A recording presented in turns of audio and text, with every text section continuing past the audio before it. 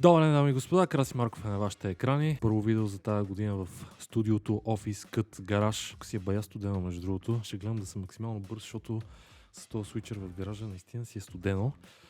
В това видео, понеже аз съм ви казвал, че съм си клюкарка, обичам да знам какво се случва примерно в домовете на хората, как е аранжирано, как си подредили секцията, как си подредили спалнята, най-вече спалнята, естествено.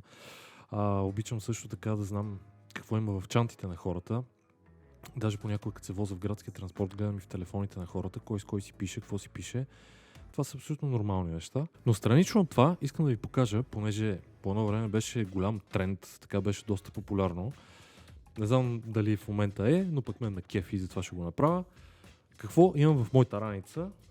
Ето в тази фотографска раница. Това е между другото една от най-добрите ми покупки, които съм правил. Раницата наистина е фотографска, има си предния джоб за бърз достъп до нещата, които са вътре, горния джоб, където може да се сложи някоя друга тениска, като се изпотиш от много снимане. Въобще е доста удобна, голяма е, събира много неща и най-вече е здрава, защото вече почти година я ползвам, носил съм я навсякъде и наистина е доста здрава на фона на това, което е видяла. Така че сега искам да ви покажа какво има вътре, какво носа вътре. При горе-долу всяко едно излизане за снимане. Общо взето това са наистина нещата, които винаги нося с мене, защото по един или друг начин намират някакво приложение. Първо ще започна с камерата, която така или иначе в момента ползвам. Това е Canon R8 с обектив 16-35 на f4. Просто снимам с него, затова няма как да ви го покажа. Сега обаче проблема е, че това бюро е малко.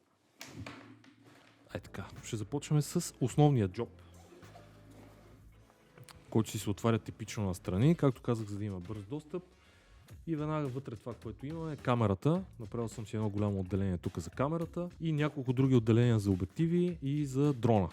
Всъщност това е едно от първите неща, които ви показвам. Дрона DJI Mini 2 SE, свирепа работа. Сами виждате колко е голямо, по-малко от дланта ми, 249 грама, може да летиш навсякъде с него, дори в била. Примерно. Контролера за дрона, той между другото контролер е по-голям от самия дрон и тежи повече от самия дрон. Ей така, защото после трябва да направим снимка. Ще гледам да ги подреждам. Микрофона Rode Video Micro 2. Между другото, аз ползвах на Vanco Scott Video Micro 1 микрофона. Преди това имах Videomic Go, мисля, че беше, който, често казвам, въобще не ми харесваше. И когато ванката ми даде неговия, осъзнах всъщност, въпреки разликата в цената, каква голяма разлика има и в качеството на звука, защото тази малка въшка с умрялата котка отгоре, разбира се, вади 100 пъти по-хубав звук от другия микрофон, който е на двойна цена. Мислех си да си купувам Pro Plus, но често казвам не виждам смисъл, защото това върши перфектна работа. Даже последния път, когато бяхме на Мусала, това видео ще ви излезе тук горе с Батеванко, имаше много силен вятър и често казвам, после като преглеждах кадрите и слушах звука, говора на фона на вятъра, се чуваше супер. Да, има леки смущения, но все пак имаше вятър. Така че това е топ микрофона. Струва 100 лева, мисля, че беше, не знам, някъде там, 100 лева. Така, продължаваме нататъка с винаги носа RF 50 на 1.8. Това ми е, често казвам, един от любимите обективи, още повече, че е много лек, много малък, а пък същевременно е доста остър. Този обектив, особено на 2.8 бленда, когато се позатвори малко така, не на 1.8, е доста остър обектив. Нищо, че струва 500 лева, но това е определено обективче, което си заслужава цената и си заслужава човек да го има. Удобен за носене, не тежи, деца казва, буквално в джоба може да си го сложи човек или в джоба на свичера. Така, продължаваме нататък. Зарядното за камерата, винаги го нося с мене.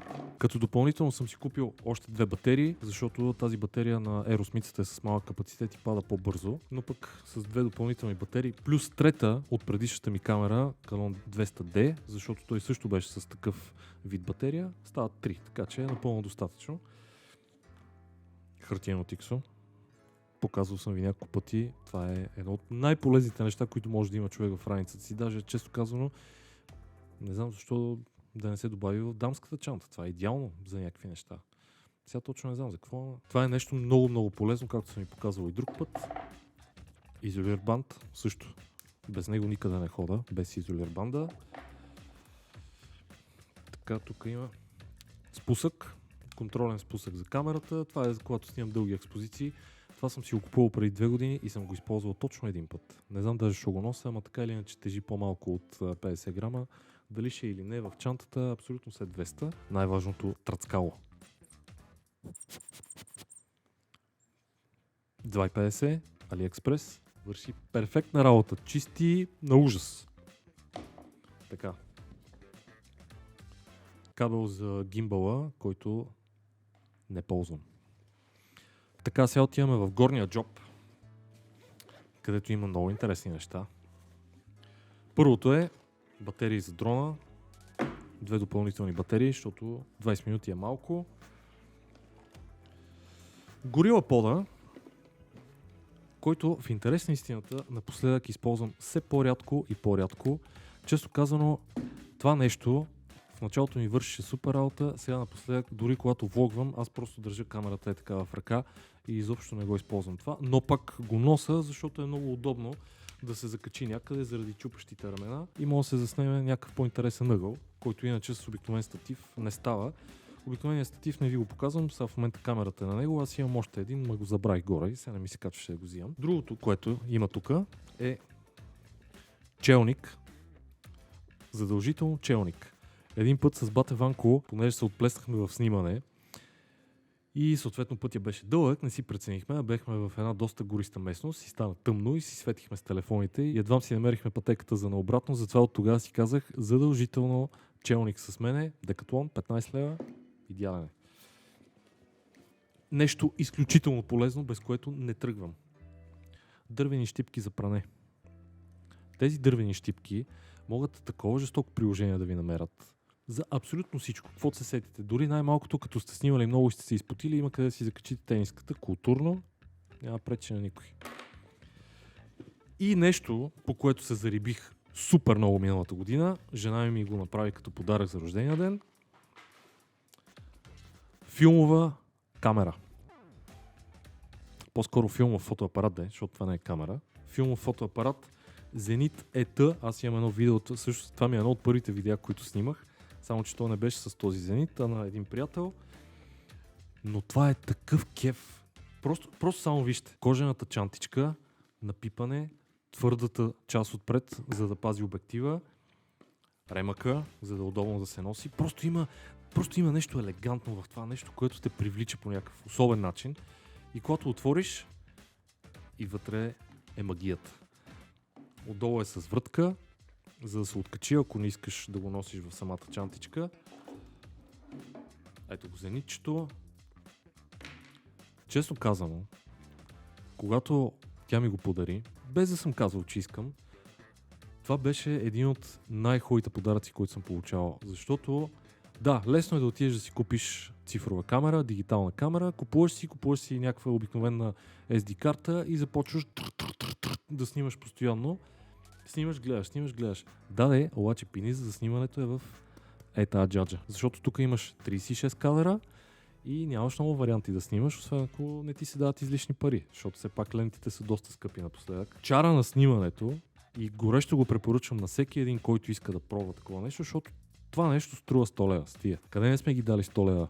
А пък е наистина уникално и на усещане, и на снимане. Въобще много си заслужава. Много си заслужава да имаш такава камера, светломера. Просто има нещо наистина много хем романтично, хем привлекателно в по-старинните неща. Само като видиш как се свива и разширява блендата отпред. Да, Zenit ET. И най-общо е това, което носа. Задължително си носа, между другото. Само част къде ги оставих. Сега, може да изглежда малко старомодно, обаче често казано не ми пука. Ето това кожено кълъвче за ключове е нещо изключително практично. Защото ключовете са прибрани, не драскат джоба, отваряш, вадиш си само ключа, който ти трябва. Той е с въртяща се глава, не пречи, не е нужно да ти се закача някъде и си го прибираш и всичко е наред. Но по-важното е, че вътре в него съм си купил 2 ключета като отверки. Една кръстата, една плоска. И това също може да намери приложение във всеки един момент. Нека изглежда старомодно, на мен си ми харесва много. И разбира се, пиратския койн. Та общо взето това е. Малко са нещата, семплове, обаче в крайна сметка е важно, като отидеш някъде да снимаш, да ти е комфортно, да ти е приятно, да не ти се налага да носиш 20 кг на гърба си, а само най-необходимите неща и преди всичко да се забавляваш, да си прекараш готино. Толкова за клюкарското видео.